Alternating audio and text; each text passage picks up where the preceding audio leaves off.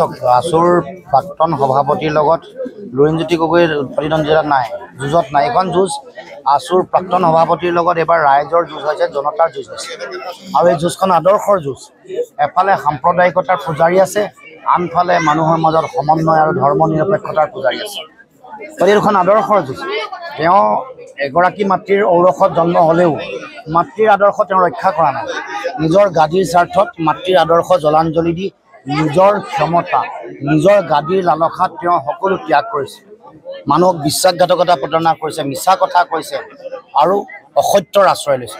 গতিকে ন্যায় প্ৰতিষ্ঠাৰ যুঁজত, অসত্যৰ বিৰুদ্ধে সত্য প্ৰতিষ্ঠাৰ যুঁজত আমি ৰাইজক এইবাৰ মূল ভাও ল'বলৈ আমি অনুৰোধ জনাইছোঁ। আৰু ময়ো কৈছোঁ যে যেতিয়াই একে মাতৃৰ সন্তান হ'লেও যেনেকৈ যুধিষ্ঠিৰ হেৰিৰ লগত, দুৰ্যোধনৰ লগত অৰ্জুনে যেনেকৈ গান্ধী উঠাব লগা হৈছিল, তেনেকৈ নিশ্চিতভাৱে জ্যেষ্ঠ ভাতৃয়ে যেতিয়া অধৰ্মৰ লগ দিব, তেতিয়াহ'লে ডেফিনেটলি আমি গান্ধী উঠাই অধৰ্ম নাইকিয়া কৰি ধৰ্ম প্ৰতিষ্ঠা কৰিব লাগিব। মানুহৰ মাজত অন্যায় নাইকিয়া কৰি ন্যায় প্ৰতিষ্ঠা কৰিব লাগিব, অনীতি নাইকিয়া কৰি নীতি প্ৰতিষ্ঠা কৰিব লাগিব। আছুৰ প্ৰাক্তন সভাপতিৰ লগত লুৰিণজ্যোতি গগৈ উৎপাদিত জিলাত নাই, যুঁজত নাই। এখন যুঁজ আছুৰ প্ৰাক্তন সভাপতিৰ লগত এবাৰ ৰাইজৰ যুঁজ হৈছে, জনতাৰ যুঁজ হৈছে।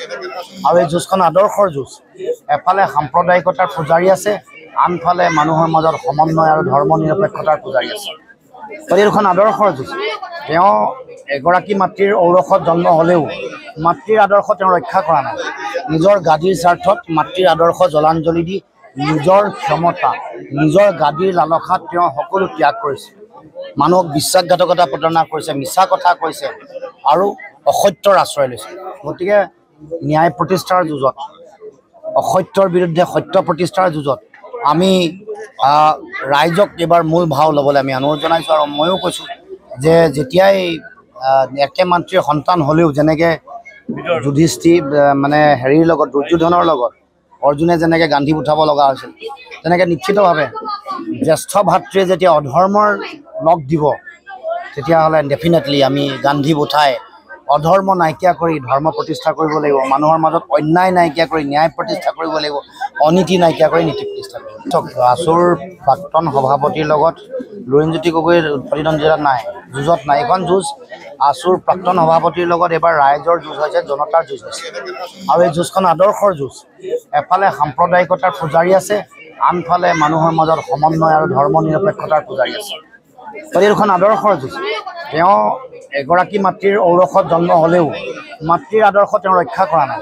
নিজৰ গাদীৰ স্বাৰ্থত মাতৃৰ আদৰ্শ জলাঞ্জলি দি নিজৰ ক্ষমতা, নিজৰ গাদীৰ লালসাত তেওঁ সকলো ত্যাগ কৰিছে। মানুহক বিশ্বাসঘাতকতা প্ৰতাৰণা কৰিছে, মিছা কথা কৈছে আৰু অসত্যৰ আশ্ৰয় লৈছে।